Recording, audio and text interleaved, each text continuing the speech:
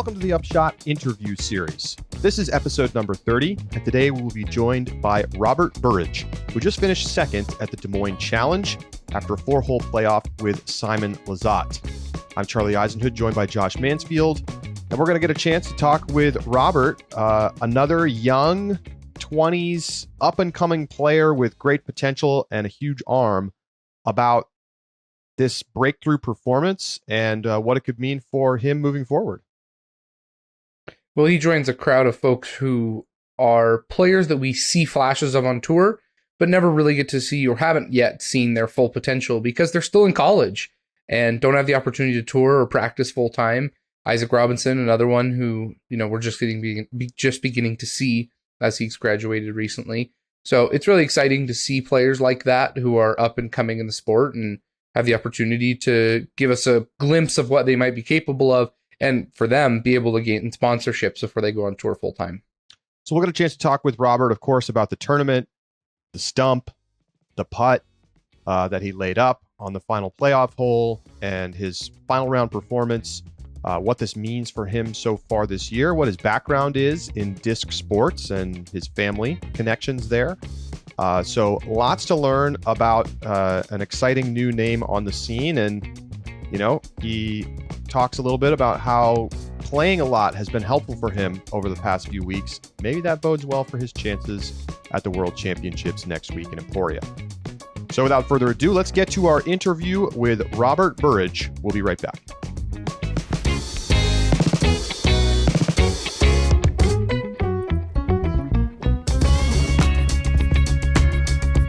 The Upshot is presented by Pound Disc Golf, makers of the best bags in the sport. And you know what? They make more than just disc golf bags. Check out their new Fly Pack. You can find it on the website, pounddiscgolf.com. It is the maximum carry-on size travel pack that you've been looking for. Backpack straps, or you can take those off and convert it into a duffel. It's got room for a laptop, a tablet, your clothes, your stuff, and you know what? Some disc golf discs, because obviously you're going to bring some on vacation. $299.99, and it's just a beautiful bag. You got to check it out. It's available in multiple colorways. Go to pounddiscgolf.com to check out the Fly Pack so that you can travel in style.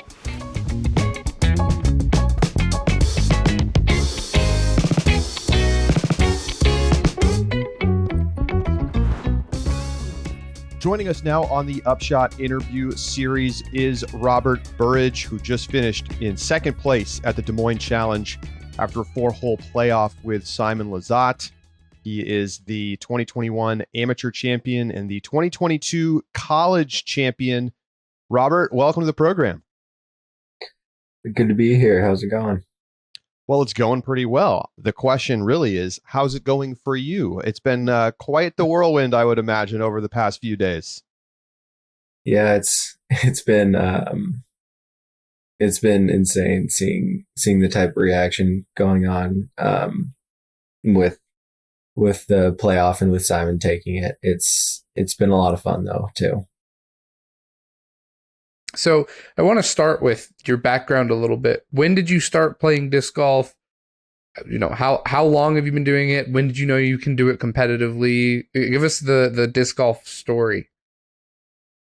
So I guess the start of it would have to be my dad taking me out when I was probably like 10 to 13, just randomly being like, here's, a lightweight DX AVR and a lightweight DX Shark, and let's go to this local course. I can't remember the first few times I went, honestly, but I found a local group back in, say, 2015 to 2017, and that was really when I got into it and started playing consistently, because I finally had like a group, had weekly sort of league type things. And so from there, I just got better and realized probably 2018-ish, 2019, that I could do it pretty competitively, and it's only gone up from there. We know that you also play Ultimate for Michigan. Which one did you start playing first, and which one are you better at? I think I probably played Ultimate first. Both my parents are Ultimate players. Definitely went to pick up Ultimate well before I picked up a disc golf disc. But I think at this moment in time, I'm definitely better at disc golf. I spend way more time doing it, and I probably enjoy it more as well at this point. Does that make you the black sheep of an Ultimate family? I think so. I think it does. So, I mean, it sounds like you have some, that your parents, like, you have good disc genes. Let's put it that way. Like, I actually saw that your dad was playing in the Masters. I don't know if it was Worlds or US Championships recently. And so, do you feel like that's like, are you part of a disc family? Like, this is something that we see pretty frequently. Yeah, so my dad, the past 2 years got top 10 at Masters Worlds, and it was, this year I caddied for him the last round. That was a lot of fun. I think he made the final 9 last year as well, so that was awesome to be a part of. But yeah, I think I'm sort of part of a family that does it. I mean, my sister made the Ultimate team in college. She didn't play, but she made it nonetheless. Both my parents played Ultimate at a high level. My dad's now, isn't playing Ultimate as much, but is playing competitive disc golf. So, it's just sort of a family that's that has many, many discs in the house. So, you come out this weekend at DMC, and like a lot of people probably, that aren't from the Texas area or maybe around Michigan, probably had not heard of you unless they followed collegiate disc golf or are into the amateur scene. And you play. We talked about it on the show that came out yesterday, that you were just nails in the final round. I mean, you played well all weekend, obviously, but with the big crowd and the pressure of the lead card and all the cameras and everything else, you came out and you shoot an 11 under, you make it to the playoff, and I'm sure there's shots you want back, but like, what made you able to go into that final round and play the way that you did in a spot where, most players who haven't been in a scenario like that are maybe going to shy away from the moment? So I guess it's my experience. Collegiate, there wasn't a massive crowd, but at the United States Amateur Championships, there was a fair size one. At Worlds, there was a fair size one. Going back, I used to play soccer, and we had sometimes decent sized crowds there. I've been on video multiple times on the amateur side, and so just having video cameras, having people watching, it's something that I actually really enjoy because it gives me a little more adrenaline, and I can really use that to focus. Do you feel like your performance at DMC was everything going right and a once in a lifetime performance, or do you really feel like this is a sign of bigger things to come? I hope it's a sign of bigger things to come. I think I could do it again. I don't know if I could really do it this year, considering I still have school. I'm not really out practicing as much. But come next year when I'm on tour fully, I could see myself doing this again. It just felt like everything clicked for the first time, really. So, you sort of just answered a question we were, of course, going to ask, like, what's the plan for the future? You said before we started, you said that you're graduating in December. Is the plan to immediately start on tour in 2023? The plan right now is to go on tour in 2023 and then decide if I want to go to grad school, decide if I want to stay on tour after that. What do you think would keep you on tour versus deciding that you want to go to graduate school? And I'd be curious to know what you would do if you were not playing disc golf full time.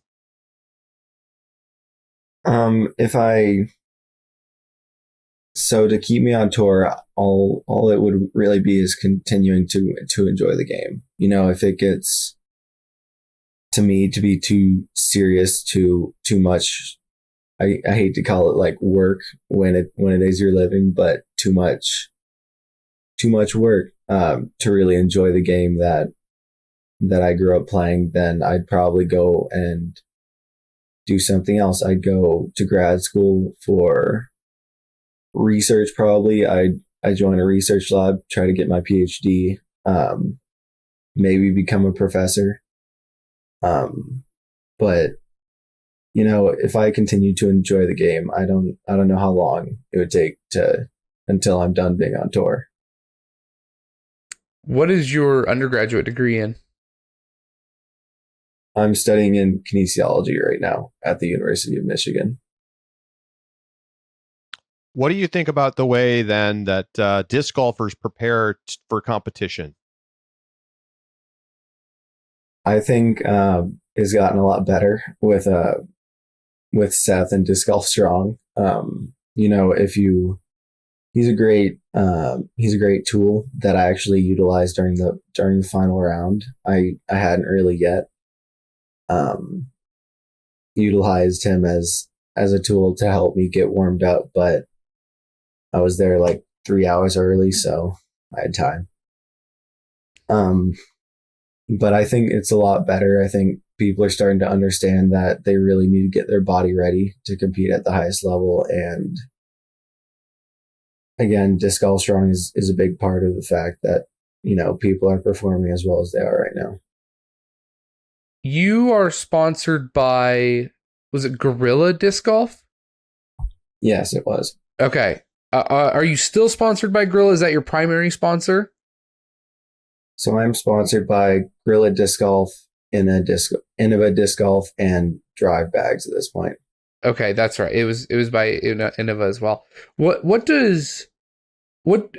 going into too many details, what do your contracts look like? Are we just talking free discs? Did you get a nice hefty bonus from your performance at DMC this weekend? So Gorilla is really sort of a smaller shop, doing what they can. They're a hometown shop to me. They're run by a couple of friends. But they're growing, and it's exciting to see, especially with the amount of attention they got this past weekend.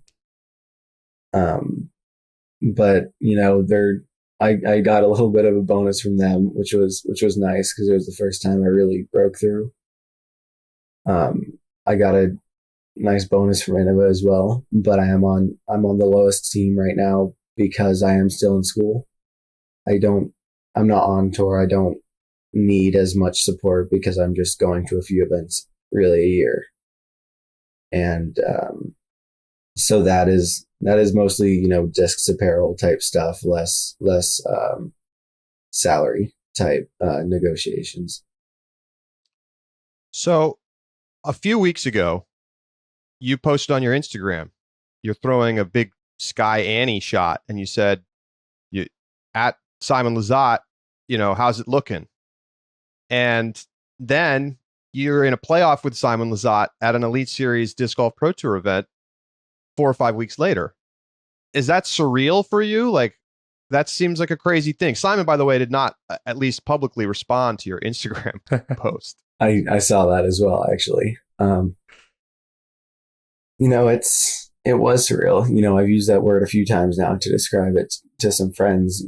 Simon is honestly probably my favorite golfer on tour right now, and to be able to play against him and go head to head again, like in a playoff, it was amazing. I couldn't ask for a better person to play off against. Do you think you could have won it in regulation?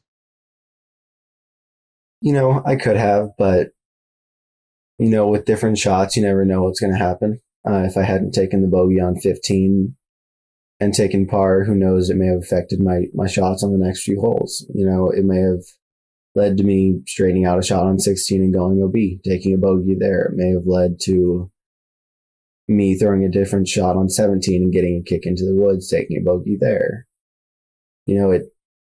it's hard to say that I should have, because who knows what would have happened if things had turned out differently. We've got to talk about the final hole of that playoff, because there are a lot of discussion about the couple of aspects of it. The first one, we've got to start with the obvious, and you're grinning already, so I think you know it's coming. Do you feel like that stump should have been removed? Do you feel like you just caught an unlucky break? I think I just caught an unlucky break. It happens. Simon, played well enough to win. I think birding 8 of the last 9 holes. But after the putt on 3, I felt some good momentum my way, and that was just, it was a bad break. They don't have to remove every stump. I don't think anyone else at any point in time is probably going to hit the top of that stump from the tee.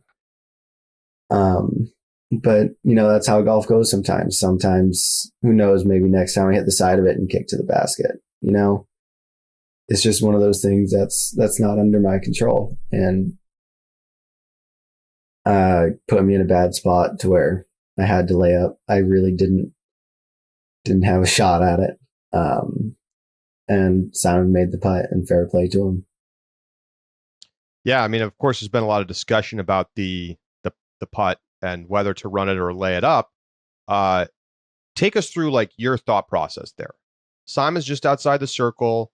You get this brutal skip off the stump, and you're at 60, 70 feet. You say you didn't have a shot at it. Like, do you really think that you weren't going to be able to make it? And like, what was your decision process of saying like, hey, I'm just gonna lay it up and force him to try to make it? So with that hole, I think Simon again was just outside circle, like 35-ish, maybe. I got up to my lie and looked at the basket, and there's the young tree basically in my way and just to the right of my line, to where I didn't have a straight line at the basket, and I didn't have sort of the high kind of floaty putt like I did on 3, where I can just sort of put it up right and have it fade in at the basket. And so I was looking at it and I was like, I could ante it around, but if I miss at all, if I don't make it at all, it's going to roll into the water, and Simon will be able to lay up with no pressure and tap in for the win. If I go high, I probably come in with too much hyzer. It'll catch edge and roll in the water anyway. And so my entire point of that was, if Simon makes it, fair play to him. He deserved to win it, but I wasn't just going to hand it to him on that hole. I think that's kind of the conclusion that we came to as well when we were discussing it, is that at least you make Simon make the shot rather than that ante putt that goes OB, and then Simon gets to just lay up and tap out for sure for his win. I'm curious to talk a little bit, because I think your situation is one that is somewhat unique of player profiles that we see on tour.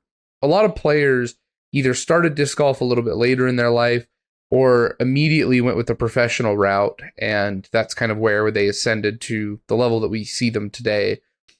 I think it's becoming more of an option to go the amateur route, where you play, you stay amateur longer, so you can play an amateur world champion or US championships, as well as possibly collegiate championships.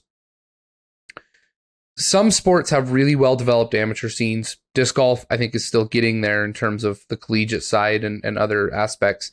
Do you feel like competitive amateur, whether that be USAMs, Am Worlds, or collegiate, are adequate preparation for Pro Tour?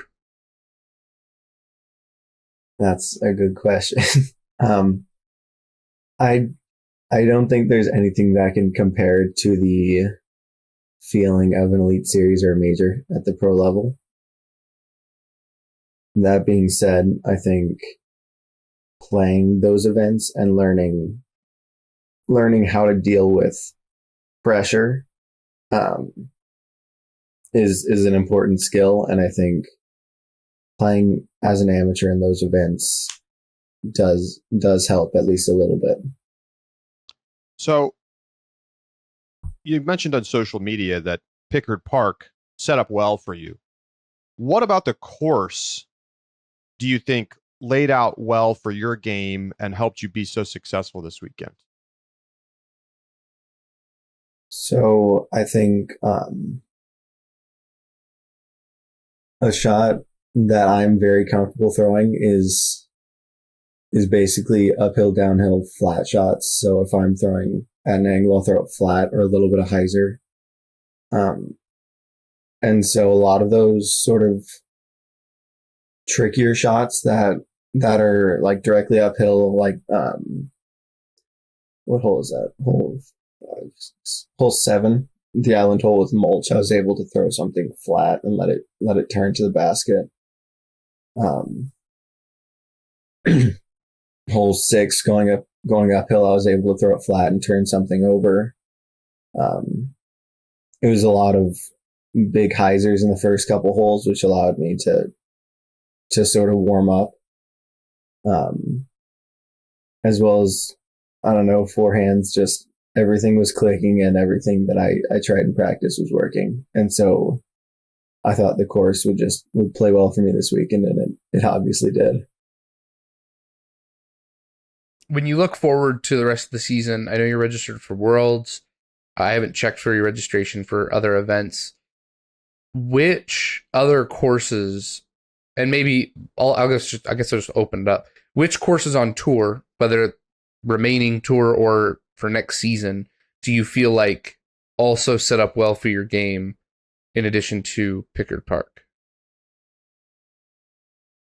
So this year, at least, I think Winthrop could play well for me. I think it'll be interesting to see what happens there. I do think the Worlds courses play fairly well to me. I played there at Junior Worlds a few years ago, and took some really unlucky breaks at Country Club. But, I haven't played the courses, but on video they seem like they would play well for me, being sort of the power player I am. So, yeah, what is your plan for the rest of the season? You got a USDGC spot thanks to your win at the college championships. You're playing Worlds. Are you going to try to, like, let's say you're already inside the cutoff for GMC. Will you play, or is it out of the question because of college stuff? I think it'll depend on whether my professors allow me to. I may go and play it like with one practice round on Thursday. I really don't have the time to go to places and practice as much as everyone else, and that's part of the job right now, is making do with what I have. I should be able to go to USDGC. Depends a little bit on my exams and my professors allowing me. But I think those two, I have an A tier, I guess, in the week before USDGC. But those 3 tournaments, Worlds, USDGC, and that A tier, are all I know I can play this year right now. So you've been around the 1005 to 1009 rating range for a year and change. Obviously, we saw you play well above your rating this weekend. And more recently, we've seen you have some, just generally better rounds over the last, couple of months.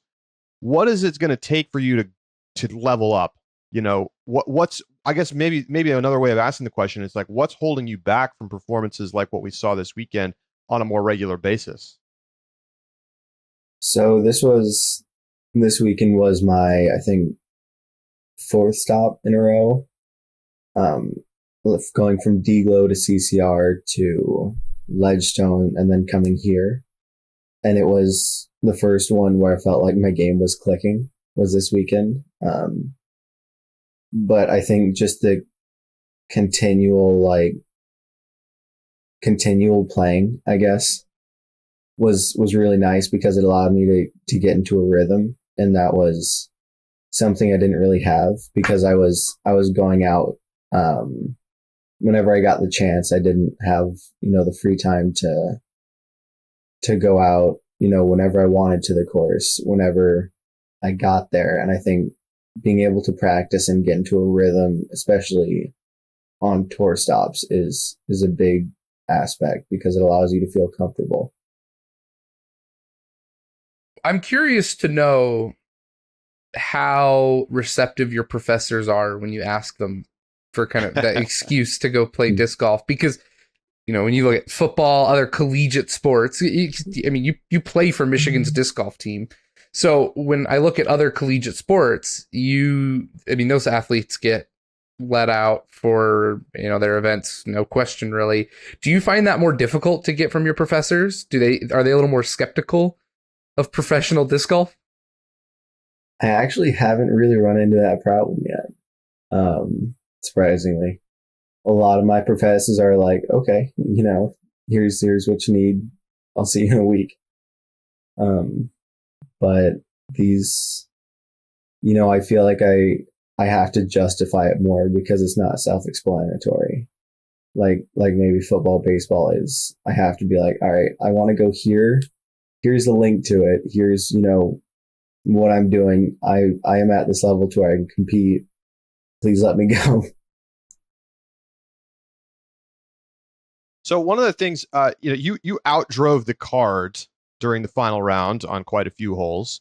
How far can you throw? Like, in a normal golf shot setting, what's your distance potential? I'd say I usually, at least in tournament, try not to throw more than 500.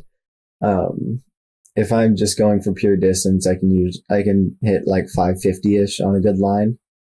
But in tournament setting, I usually stay between 450 and 500 for my maximum shot, because any more and it starts to get a little bit wild. Sure. So, obviously that's plenty of power to be successful on tour. What areas of your game do you feel like need to develop if you want to be able to go out next year and continue to compete in top 10 range? I really need to work on some woods golf. I've been going to my mid ranges a lot in the woods, but really getting comfortable throwing them is important. I have a forehand that I use in the woods a lot, but if I have a tight line that I need to hit a backhand on, that's where I need to spend some time in the off season really working on getting comfortable. If you could have a signature Tour Series disc right now, what would you pick? Right now? Yep. And if it comes to you tomorrow, says we want to release a commemorative run, what are you picking? You can pick any mold, any plastic. It has to be the disc that I threw more often than not, just a pop top Star Destroyer. I threw a Star Destroyer on at least a third of the holes, not more. It's a good one to have as a signature disc, that's for sure. Mm-hmm. Take us through your preparation for Worlds, and what do you think is going to happen? Do you think you can compete again at the top of the leaderboard? So I will probably leave either today or tomorrow to go up there. I'm currently at home because I had to do some sort of maintenance, not necessarily maintenance, but sort of some important things that I could really only do here. But saw a friend. I'm excited to go to Worlds. I think I'll probably leave in the next couple of days. I think I can compete. We'll see what happens. I'd rather not try to fortune tell, because you never know what's going to happen on these courses. But I feel like I can compete with how I'm playing right now, and it'll be exciting either way. I have another quick question here, Josh. Okay. Yep. The Paul Ulibarri Foundation gave you $4,000, presumably for winning the college championships. Yeah, Yuli donated from his donation $4,000 of basically of money to help the winner do like tuition type school type costs, so that costs were less of an issue. And it was, I think that's where I first kind of met Yuli, and every time we've had a couple conversations since then. It was great having him there. He was definitely a fan favorite at collegiates. But he, I can't thank him enough for donating that. I didn't know it was happening until I was already there. Do you have any relationships with any of the pros at this point, or is that something that's a next year project? I mean, just with the Jomez crew, I've had a few conversations with Yuli. I played a practice round last year at USDGC with Sexton, and I'm friends with Big Germ at this point. We've had a few rounds. I caddied for him last year at D-Glow. I guess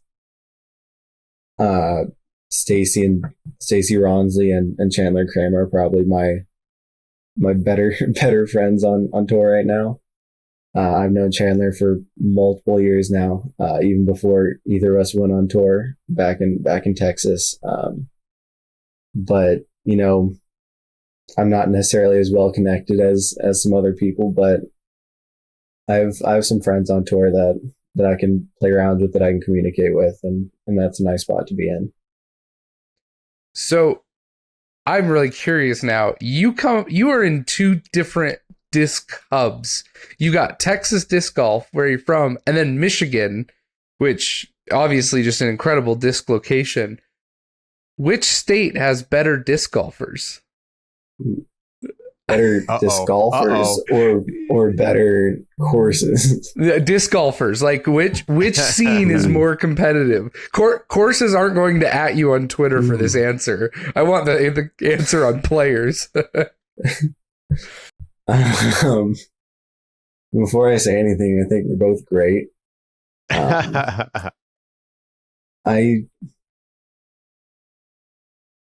Seeing the amount of talent come out of Texas, I guess, with like Paige Pierce as well as some other people. Bradley Williams had a great finish this year.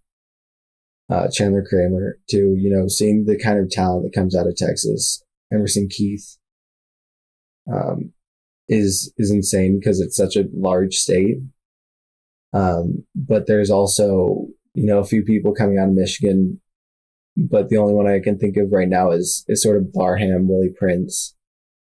And so I'd have to give it to Texas as of right now. Kyle Klein's from Michigan, I think. Kyle Klein. But I agree with you. I agree with you. I think Stacey Haas is also from Michigan. Stacy and DW are both out of Michigan as well. You're right. Yeah, okay. Was it fun for you to see Chandler top 5 at European Open? Oh yeah, it was great. I was watching along the whole time. I really wish the best for Chandler. I've played with him multiple times, and I keep saying during practice rounds that I've stopped really paying attention to how he gets his disc to do what it does. I just say, here's the landing zone, find a way to get it here. And he does. And so that's all disc golf is finding a way to play the hole that suits you.